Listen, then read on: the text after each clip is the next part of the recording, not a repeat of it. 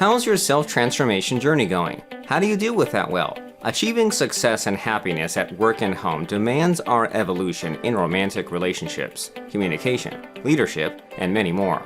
Start diving into the definition of success, growth, and battling with and creating awareness of our own emotions. Tune in to Dominate Your Market podcast as Dr. John Schinnerer shares how to spend more time feeling happy, relaxed, and at ease and navigate life in good maneuver. Witness how you will better understand how to be a great man. I want to welcome you to the Dominate Your Market podcast, where we interview leaders, CEOs, founders, and high-impact business development professionals to get their insights on how you can grow your business efficiently, build an amazing company, and still have a life. Today's guest is Dr. John Schinnerer. John coaches men to greater success and happiness at work and at home. If you don't have all of these, you have none of them. John hosts a podcast to help men find success and happiness called The Evolved Caveman. I highly recommend that, everyone. Over 10,000 people have taken John's online anger management course as well. John, welcome to the show. Hey, Mike, how you doing? Thanks for having me. I'm doing great. You know, you speak my language in the sense of sort of this men's sphere we're talking about. As I've worked with men for the last 25 years, and it's an interesting sector out there right now. You know, there's a lot going on, and I can't wait to kind of get your viewpoint and your experience working with men. As I said, the majority of the men I work with are kind of high-achieving, high-driving, alpha male CEOs. And I truly believe many of these high-achieving men feel alone in the pursuit of success in business, and with the stress they feel that they're under. Right? It's an interesting sector of the business world, but I'd love to have you talk about that for a minute. Well, yeah, I think it's definitely what I'm seeing as well. We know from statistics that there's an epidemic of loneliness out there. There's an epidemic of alcohol and drug abuse. There's an epidemic of deaths of despair among men. And one of the things that I see over and over is that we start out with this really good value when we're in our 20s, which is men provide for the family. Okay, I can totally get behind that.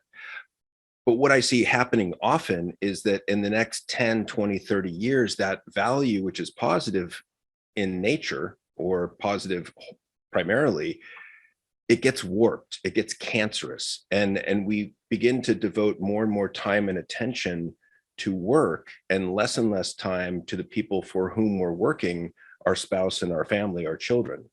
And then over time, because time and attention is the currency of relationships, our spouse gets annoyed, resentful, angry, frustrated. Our kids, who are now teenagers, have become resentful, annoyed, frustrated. And the very thing that we set out to provide for has now become a source of pain in our lives. And I can't tell you how many men I've spoken to at the age of 50 to 65 that have done it all right.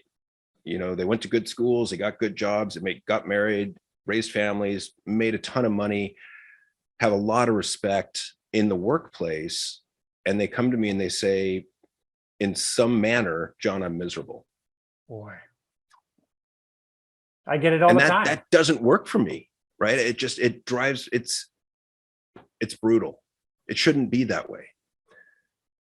And I think in the process of doing that, we allow our friendships, our male friendships, to fall off because we're hyper focused on work and family and kids. And we don't make time for our male friendships. And so to your point, yeah, a lot of men are winding up very isolated. Yeah, and I think you make a good point too. It's I know for me, and I'm divorced now, amongst the majority of men above 50, especially businessmen, unfortunately.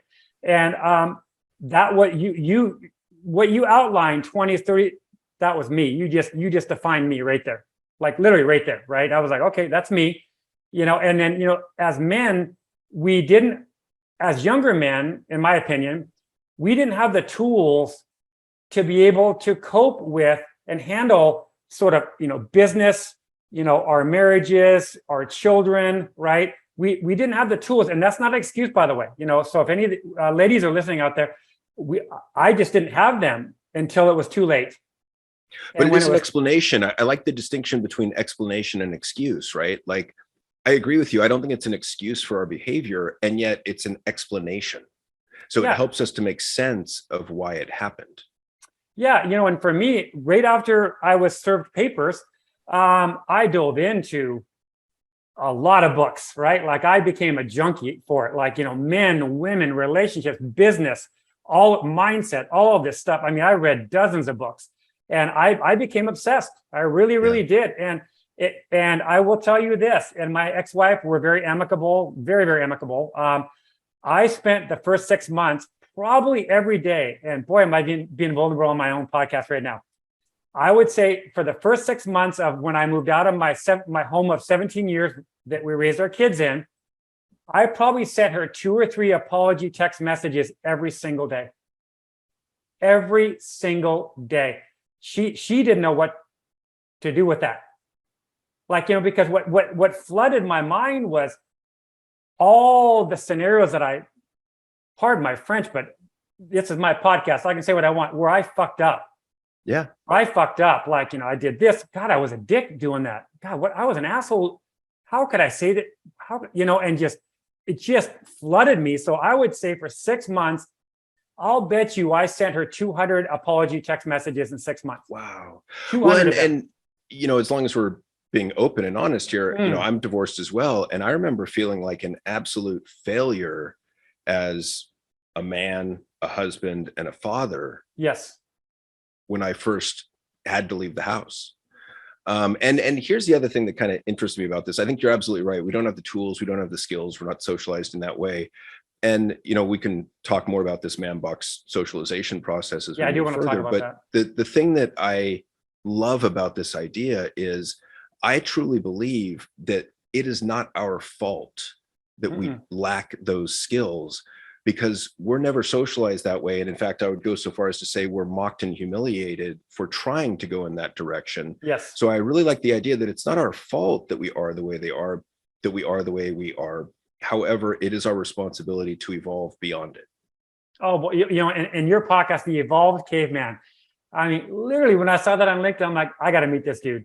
Like the second I saw the name of your podcast, I thought, I got to meet this guy. Well, in full disclosure, I would not say I am the evolved caveman. I would say I'm the evolving caveman. I'm not done, but. Well, but I didn't break it down to that specific anyways, but it just, for me, and again, for men, it does really go all the way back to the caveman era. It does. Like truly, holy shit. Like, we went out and we hunted, we brought it back and the wife, the woman, appreciated the food and the kids and, I don't want to get into a lot of that kind of crazy talk. Well, but but I think the biggest part of us that goes back to that caveman era is our emotional mind. And those emotions really served us when we were living with a tribe: anger, fear, sadness, guilt, shame, curiosity. And we still have those vestiges within us. And I think, we're pretty good when we're calm, cool, and collected, when our rational mind is in charge of us. And yet, usually women we're dating or in relationship with, they want us to be more emotional, more emotionally aware, more communicative. And we're like, oh shit, like if I scratch that scab, it's never going to stop bleeding and I'm not going to be able to control my own emotions. And then I'm going to be humiliated. And so that fundamental tension damages, if not destroys, a lot of relationships. I heard a phrase a while back, and I can't say the second part of the phrase because it's a little derogatory, a little bit, and it's almost more on the dating world. Well, I'll say it. You know what? Fuck it. I'll say it. But it's related more to the dating world. But and a woman said this to me, by the way, not a man. She said, men market with their success, women market with their skin. And that's more on the dating world, right? Especially like dating apps and all of that stuff. And when I heard that, there was one of those profound statements that, and I want to kind of shift back over to the men. Yes, men, we were brought up to be providers. We were brought up to be successful. And then as men, because we don't have the tools, we don't have those emotional tools way back early on in our 20s. Yes, we define ourselves. I don't anymore, but the nice car, the fancy home, the nice watch, fancy clothes, all these material things, right? Things. And I'm over it. Like I'm done with Well, it. and I mean, I think I like to reduce those to bright, shiny objects, Yes. right? And I think if we're living back in a tribe, they could have been rocks or gems or stones or bones or, who knows what, feathers, flowers, but now they're, diamonds, Benz, it's, the penthouse, and it's the same idea. And I do think there is this attraction to successful men by women, partly because they feel that will protect them, that makes them secure. Oh, 100,000%. Yes. And I'm, by the way, women who are listening, if you're offended by that statement, I think this is a very deep primal urge, and obviously not all of you have it. Of course. But I do think there's a yes. reality to it as well for many. Yeah, well, and I think for us men, we kind of know that innately, right? And so we're like, okay, drive, more successful, make more money, have more things. We kind of know that, and especially if you're a divorced man. Now you're gonna, but again, and I'm gonna write a book on this. But if you're a divorced man that is not ambitious, is not driven, then you are not going to be perceived as a high value man in the marketplace. And that's something you should work on, right? And you're not working on it for the sake of attracting a woman. You should be working on it for the sake of yourself. But then I'll go into that balance, right? And I'm at that juncture right now where I want more balance. I want to start traveling. I just turned 59 the last 2 months ago. I've done no traveling. And so I'm to a point now where, I'm over that. I do have a nice car, but not a Lamborghini or nothing like that. Mm-hmm. I do have a nice home, but that's it. I'm done right there. Like, that's it. I want to, travel and do these things. And I think that's where men also can start linking up with other men. I will say for myself, I'm an introvert, but I'm an extrovert. So I'm kind of this hybrid. Ambivert. What's that? Ambivert.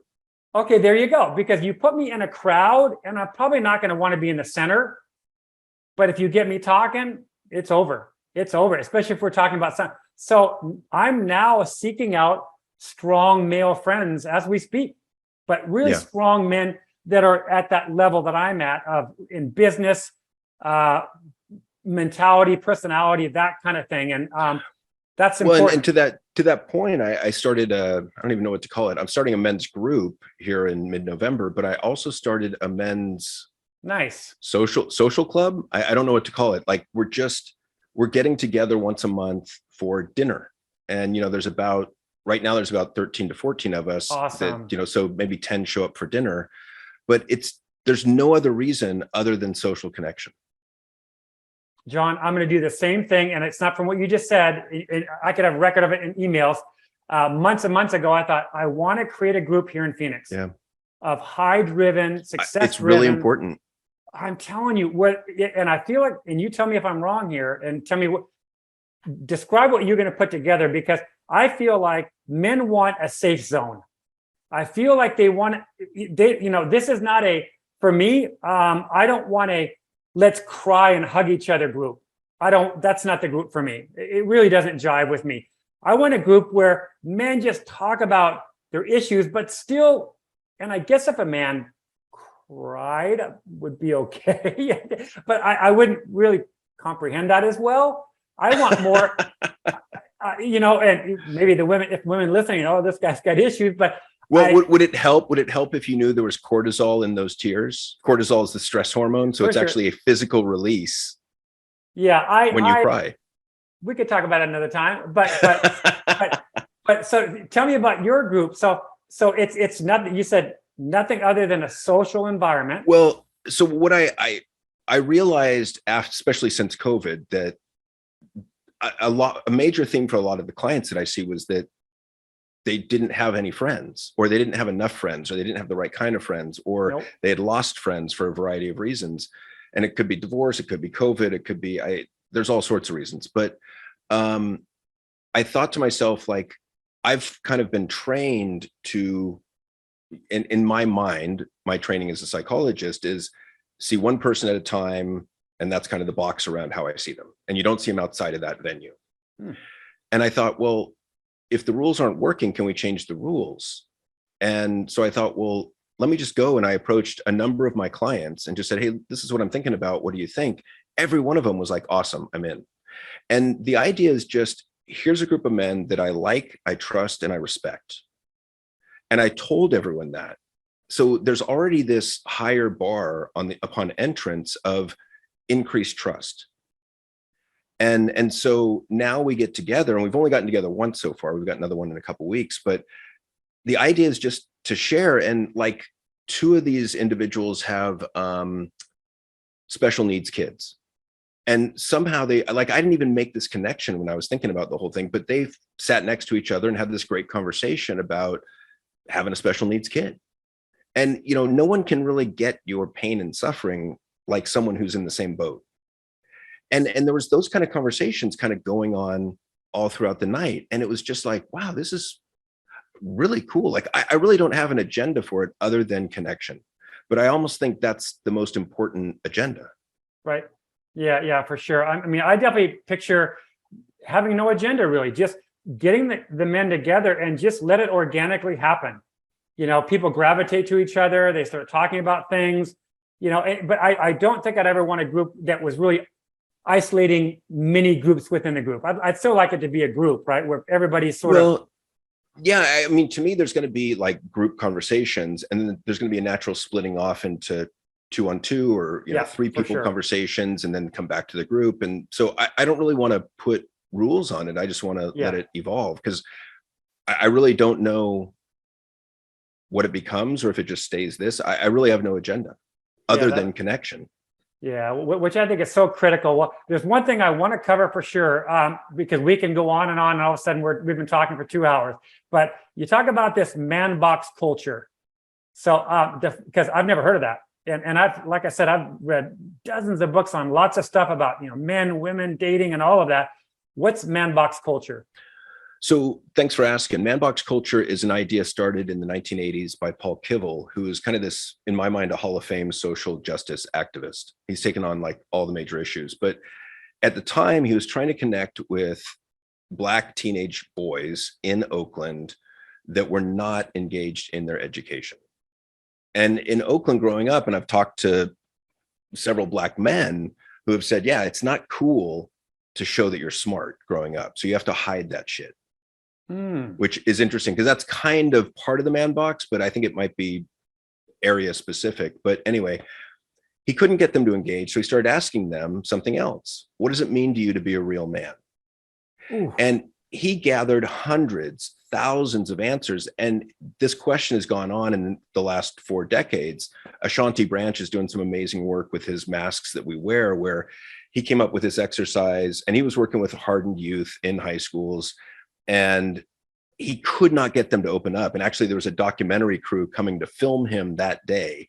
And he's like, I don't know what they're going to film. Like, these guys just aren't talking about anything. So out of necessity, he came up with this idea of, on the front of your piece of paper, write what emotions you are comfortable showing to others at school. All right. Courage, toughness, in control, like all that kind of stuff. He goes, now turn the page over, and I want you to write what's behind the mask. What are you keeping from everyone else? And it's fear, girlfriend got pregnant, dealing with a dad that's got drug addiction issues, don't have anything under control, scared about the future, you know, all that kind of stuff. And he said, okay, now crumple it up and throw it in the middle of the group. And then he would open them up and kind of read them to show, look, we're all the same. Holy smokes. Everyone's fronting. Everyone's wearing a mask. We're all trying to pose. And yet this is the real shit. It's real. This is what we're all feeling. This is what we're scared to death to share. And yet this is where the rubber meets the road. And so we started gathering this information, and you get these themes. And the themes in the man box are things like men dominate women. Men are aggressive. Men don't back down. Men avoid all things feminine. Men avoid all things homosexual. Men are self-reliant. Men excel at sports. We compete. We win. We're tough. We don't feel. And I think there's another piece of men have power over others rather than power with. I mean, because think of the popularity hierarchy, right? Like, there's always a top dog, and then you know your place in the hierarchy, whether it's a criminal organization or military or social, like, you know where you stand. And the biggest problem I see with it is, and some of that's good, some of it's bad. Like I said, men are providers, men provide for the family. Okay, that's a good value. I can get behind that. And yet I think it gets cancerous and detrimental for many of us because we don't balance it well. But the biggest one that I see as a problem is that men don't feel. Men should be stoic. I think that does us a huge disservice, because what I see happening is, think back to like middle school and high school. And by the way, this socialization process starts when we're like 5. As soon as we get into kindergarten, into groups of boys, we start to police ourselves. And, it may or may not come from your father. It doesn't have to. It can come from peers. It comes from media, movies, television, songs, rap, all that stuff, right? But in any case, what happens when we're growing up is, if we show too much sadness or fear to someone in public, inevitably a peer or a friend is going to say something like, dude, stop being such a pussy. Yep. Don't be a little bitch. Yep. Or don't be a little girl. Now, there's other insults, but those are kind of the classics. And those 3 are all the epitome of the feminine. So you learn real quick, do not be feminine. And I don't think it takes many times of getting those insults, if you're smart and aware, where you go, shit, I am never showing that shit again. Right. And you jump back in the man box, right? And then on the other side of the emotional spectrum, we get, or let me say, if we show too much joy, love, romanticism, excitement, flamboyance, God forbid, if we look at our nails wrong, or if we look at the underside of our shoe wrong, and remember, we used to get this, right? Your nails are dirty. How do you look at your nails? And one was looking at the nails this way, and the other was this way. One's masculine, one's feminine when you're in middle school, elementary school. But then we get those insults like, dude, stop being so gay, or don't be a fag. And I apologize for the slurs, but we have to talk about this stuff, because this is what we get. And I've checked this with people all over the US. I've checked this with people all over the world. And it holds true in 95% of the places in the world that I've talked to people. And even like in India, they'll say, well, the words aren't the same, but the meaning is. Like, we have different insults. The language is different, but it's exactly, don't be feminine, don't be gay. And so we're policing ourselves. And the problem is, we jump back in the man box, and what are we allowed to express emotionally that we cannot, or we're safe in terms of, we're not going to be humiliated for showing this? I would say it's 3 things. The first one is lust. She's so hot, I'd do her, because that tells you I'm hetero. The second one is stress, because if I tell you, Mike, I'm so stressed, it says I'm busy or important at some level. I matter. And the third one, I would say the big one, is anger, some degree of anger. So irritation, annoyance, frustration, rage. But anger is safe for us, because if we come at someone with anger, they're not going to say we're gay. They're not going to say we're feminine. They may not say anything at all. But anger is manly. And here's the problem with that. The problem is that the vast majority of our emotions get funneled through that anger lens. And so I was just going to do a podcast called Men Who Are Angry or Feel Nothing. Men who feel anger or nothing, right? Like, because that's a pretty typical profile. I mean, I've seen embarrassment flip to anger. One of the questions I'll ask people when dealing with anger is, what's underneath the anger? And consider that what I'm talking about is an emotion that hits you for about 1/3 of a second. Think about that, 1/3 of a second, and then immediately flips to anger. So most of us aren't even aware there's an emotion underneath the anger, because we just don't have that level of awareness. And so I've seen embarrassment flip to anger. I've seen anxiety flip to anger. I've seen guilt, shame, sadness, depression. I mean, we know depression shows up as irritability and impatience in men. It's almost like a defense mechanism almost. It is. And it, again, not our fault, just our responsibility, because we didn't ask to be socialized like this. It just happens. And it happens in countries where you have a neighboring country, you have some scarce natural resource, and you have a threat of invasion. And so I believe it's society's way to prepare us to be soldiers. And I mean, I'm all for soldiers. I thank God every day for what they do. Yeah, for sure. Day, but often, right? Like, I'm really appreciative of the work they do. But we don't have to socialize every one of us to be soldiers. And there's other like island countries like Tahiti, Polynesia. Like, there's some countries that don't have the neighbor. They have plentiful resources, and their development in terms of their masculinity differs from ours. So it's a taught concept. Yeah, I mean, I could probably listen to you talk for a couple hours for sure. I mean, your knowledge is just amazing. But I want to circle back around to a lot of our listeners are CEOs, owners, founders, right? They're running these companies, and of course, we've got all kinds of crazy times from when COVID hit to now this supposed recession and all of that stuff. And I have calls every day with my clients, and most of them are men.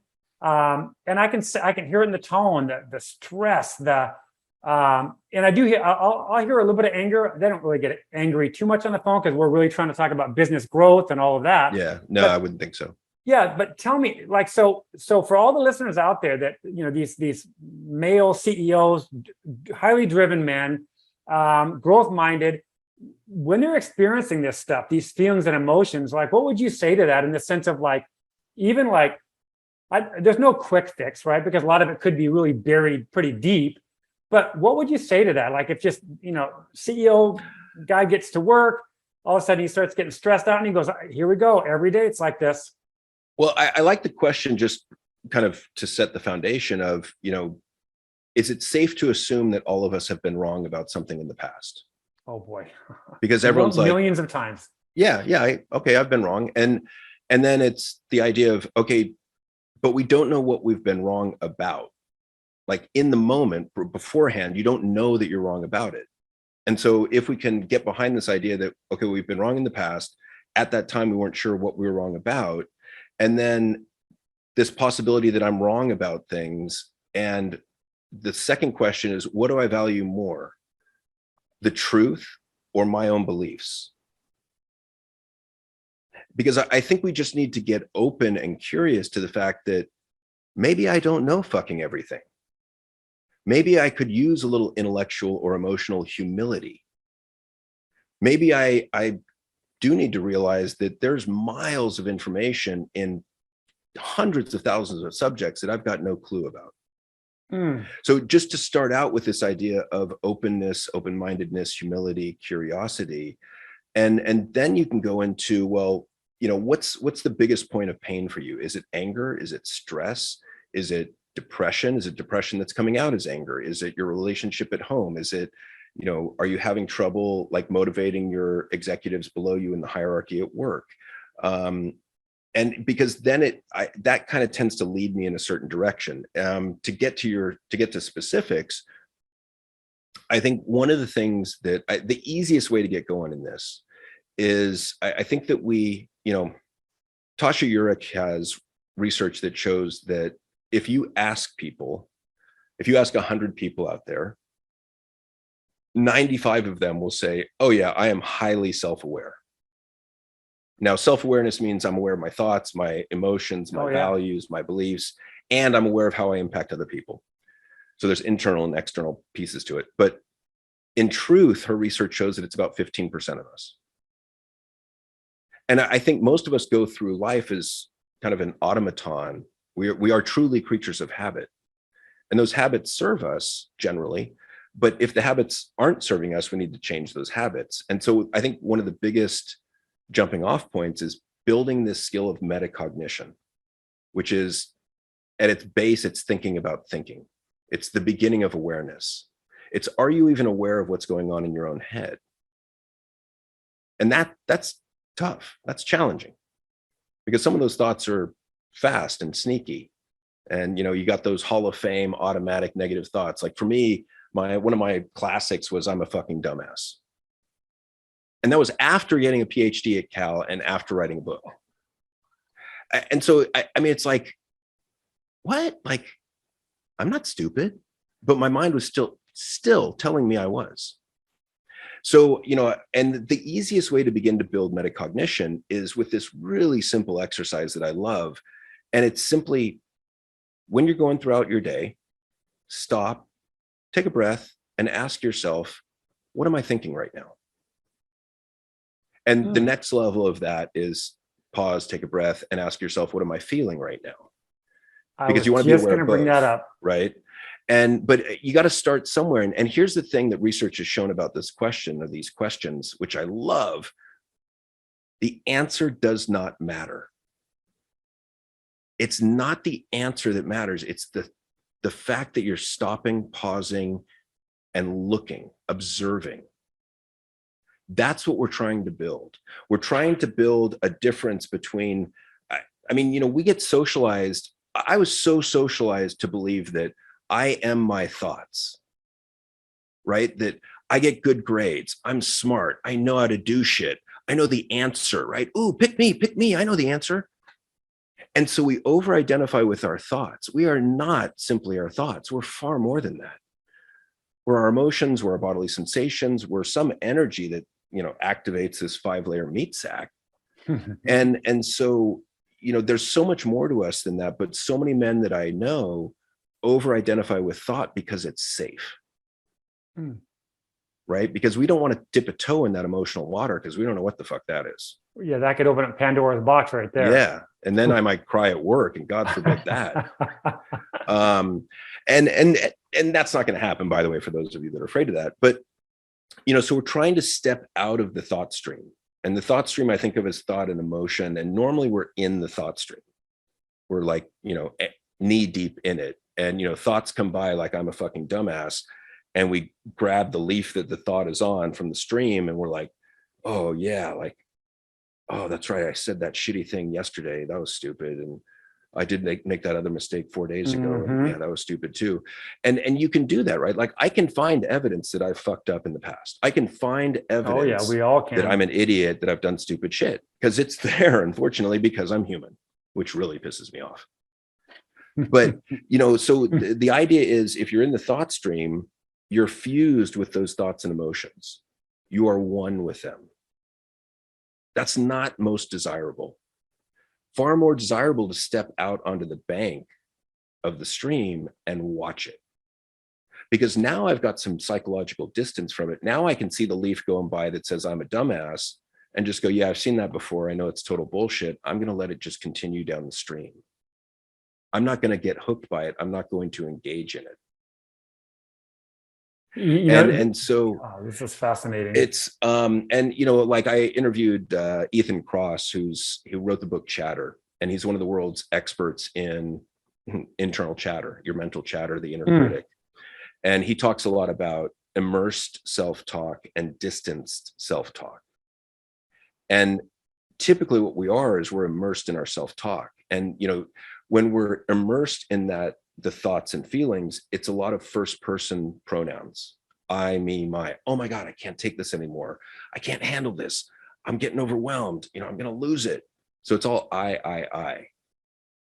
And so that's what I mean, like being immersed with it, right? Like, you're feeling flooded, and the thoughts back that up, and they just make you feel more flooded. The psychological distance comes from stepping out of the stream. And we knew this for a while, but we're getting better and better at tools to step out of the stream. So it used to be like, imagine yourself as a bug on the wall in your room who's looking at you to get some distance, right? I remember I had a client that was really anxious, and I asked him, can you describe your anxiety for me? And he said, yeah, it feels like being in a hurricane. I was like, wow, that's great. Wow, bravo. And I said, okay, so now what I need you to do is, I want you to imagine that hurricane of anxiety. Now step into the eye of the hurricane, where it's calm. You can get oxygen so you can breathe. Shit's still swirling around you, but it's not bouncing off your head now. And the next step is, now I want you to imagine you're the weatherman reporting on the hurricane from a safe distance. And you can continue that, right? Like, now you're the person in the TV studio talking to the weatherman. And so that's kind of the process of getting psychological distance. But here's the best, easiest way to do it with the least cognitive load. In other words, the least energy taken up by your brain. And that is simply to speak to yourself in second or third person pronouns. So now when I'm getting overwhelmed, I'll talk to myself as John in my head. So listen to the difference. If I'm getting stressed out and getting flooded and losing my shit, if I'm speaking first person, I'm like, fuck, I can't deal with this anymore. I'm fucking losing it. Like, oh my God. Okay, so that's first person. If I go to third person, when I'm in that state, if I can access this tool, I can be like, John, relax. You got this. You can deal with this. Take a deep breath, take a step back. This is nothing you can't handle. Yeah, this is difficult, and you're going to be okay. But you see the difference in the emotion Massive. of the thought, right? Which is It's massive. wild because there's no voice. But I really like the idea, and I've been playing with this for a few years, of just, I think that at this point, there's a little me, there's like a 5-year-old me inside my head. There's like maybe a 15-year-old me. The 5-year-old's more fearful, and the 15-year-old's more angry and like rebellious. But who I usually find myself talking to is that 5-year-old. Dude, John, like, relax, go back to sleep. I got this. Get behind me. Here, grab a blanket. You're okay. You're safe. I'm going to take care of this. Because it's all about how do you manage those strong emotions when they come up. Oh, for sure. Well, it's interesting. I know the podcast is getting a little long.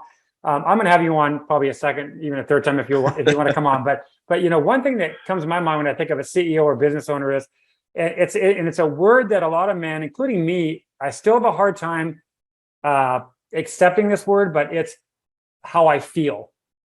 Feelings, right? And so, I think one question everybody can ask is, in the moment, what's causing me to feel this way? A question like that. I don't know how you feel about that. I know for me, if it's hard for me to stop it because I'm a pretty strong guy, and if something's coming out of me, it's a whirlwind. So it would take a lot of self-awareness for me to stop and say something like, Mike, what's causing you to feel this way? Now you tell me what you think about that. And I think that's typical, right? I think that, as I mentioned, we get fused with those emotions and we think that we have no control over them. And I think the other thing that I've realized over many years, I've taught anger management for 15 years or so, is that all my clients would come in and the emotion anger would be fused with the behavior that you take when you're angry, right? So someone can call me a pussy. I feel angry. When I was younger, you can do something like immediately punch him in the face. Sure. Or insult him back. Yep.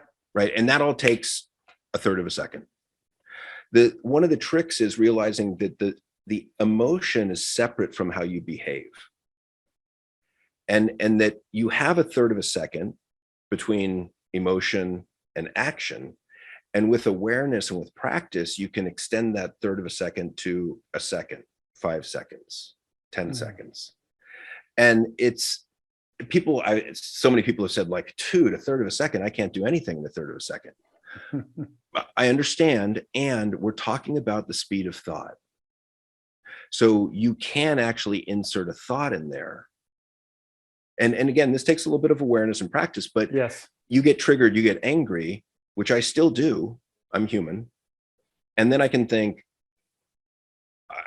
take a deep breath. I can think, get out of the situation. Oh, got to go to the bathroom. Excuse me. Let me think about that. I can reframe it. I can look for what I'm supposed to learn here. I can put a different perspective on it. Oh, this might be coming from their, maybe they're hurt underneath their anger. Maybe I embarrassed them somehow. Maybe I hurt their feelings. And so it's coming out as anger. And so there's different things you can do, depersonalize it. Maybe this guy just got in a fight with his wife earlier this morning and he's actually angry about that. Yeah, you don't know. It's interesting because I think for men like me, I've had a lot of people, including my ex-wife, say, you are the most impulsive man I've ever met. Impulsive, right? That strong word of like just instant. And I would say that's probably me. And it served me well in business. Sometimes take action quickly and don't hesitate or ponder. And socially, probably not so much, right? That impulse. And so I think in closing, on this first podcast, I have maybe a couple with you. I think when a CEO, when you get that impulse, right? And I think a lot of men probably have that impulsive situation, right? Where something comes over you and literally, like you said, a split second, you're at it, right? And that could be at work, that could be in relationships, that could be with your children, whoever. So I like the idea. I've had a lot of people say this to me. I've not been able to perfect it yet. I've implemented it probably 5% of the time, which is terrible, which is, dude, take a breath. Do not do any action whatsoever for 5 seconds. Mhm. 1001. In 5 seconds, as you can imagine, a guy like me, literally feels like an hour. It feels like an hour, right? Yeah. Even to count 1, 2, I'm like, oh my God, shoot me. But something like that. So when you think of a CEO stressed out and maybe they're a little bit more impulsive, what would you say something like that? Like Well, walk. I think, I like the idea that there's a gap between stimulus and response. And within that gap lies the potential of freedom and choice. And so all this is practices about elongating that gap and becoming aware of it. So like practices like mindfulness become really important. We know from, like, when I hear impulsivity, I also think, attentional difficulties like ADHD, ADD, Mhm. with or without hyperactivity. And we know from studies that when we've taught ADHD teen boys how to practice mindfulness, they can pay attention better in class to boring subjects, which is, Hmm. their Achilles heel. Yeah. And so we know that the brain is plastic, and we know that it can grow and change throughout the lifespan. And we know that for some of these practices, there are positive benefits that we see after 6 or 8 weeks of practice, but there's also a dose related effect. So the more you practice, the more benefits you see. And with something like mindfulness, that's definitely true. But a lot of this is just doing the work, and it's repetition, right? Because what we're Yeah. trying to do is, I would argue with that impulse that it's fueled by emotion. And because impulse is really, or emotion is really avoid or approach or avoid, and at its most base.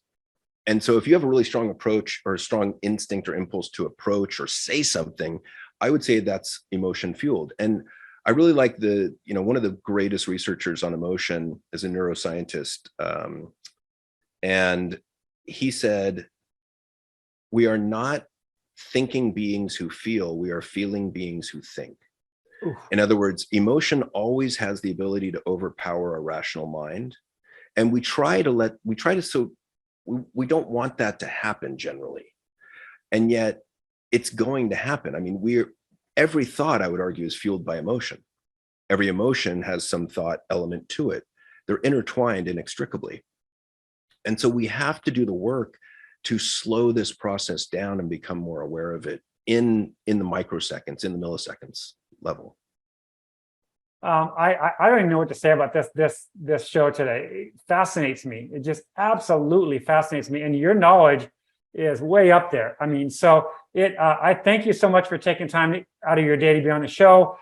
You've mentioned some authors, so let me ask you this question in closing, and then we'll find out how people can get a hold of you. So, think of CEO, business owner, founder, driven, really business oriented. What resources are out there for them?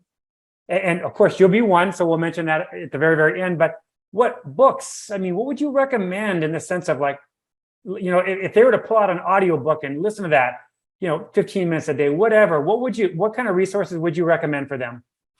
There's a couple that I love. One is The Untethered Soul by Michael Singer. That's a great, it's not scientific, but it's a great book about how to get disentangled with that inner voice, how to separate yourself from your thought. Another one is Chatter by Ethan Kross, Krauss. Emotional Intelligence 2.0 is quite good. That's by a PhD at, I think, Harvard, at the Yale Center for Social and Emotional Development.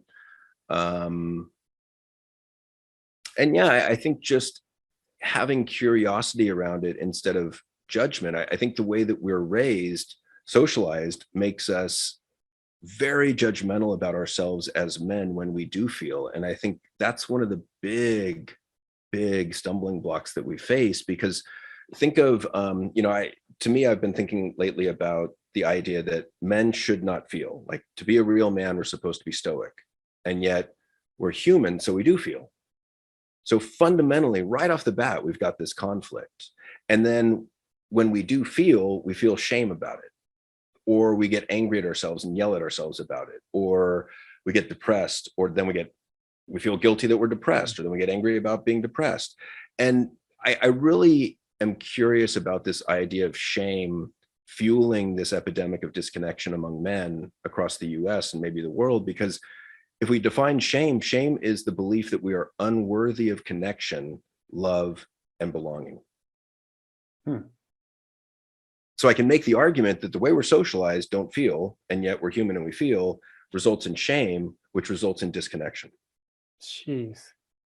Wow. That's profound. That is that's incredible. I definitely want to have you on again. I think this could be a series here, but for people that want to get in touch with you, give it all to me. Okay, so the URL. podcast is The Evolved Caveman. Yep. You can check it out on any podcast platform. The website for that's theevolvedcaveman.com. There is guide to self, all spelled out.com. That's my coaching site. And I wrote a book many years ago. It's How Can I Be Happy? Or I think the prior version was Guide to Self, the Beginner's Guide to Managing Emotion and Thought. And I'm working on a book right now on this man box idea. Oh, I love it. I've rewritten probably 3 times. So, and I'm trying to fit that in between clients. That's crazy. Well, this will be on all the show notes on the webpage as well, too. So when we get that out there to the social platforms, people will be able to go to the webpage and get all those links. So, John, thank you so much today. This was very enlightening. I'm going to go get those books that you mentioned, because I don't have any of those, which is shocking to me, because I thought I was this student of all of this, and all of a sudden you just brought up some books I don't have. So I'm going to go. There's a lot of books out there. But those sound really, really interesting. So thank you so much for being on the show today. Absolutely, my pleasure. Thanks for having me, Mike. You've just listened to the Dominate Your Market podcast with CEO, business consultant, and author Michael Peterson. Growth-minded CEOs hire Michael to explode their revenues, build an amazing company, and create a transformational mindset that encapsulates growth, success, and ultimately happiness. His book, Dominate Your Market, is creating quite a stir in the marketplace. Go to dominateyourmarketbook.com and get your first chapter.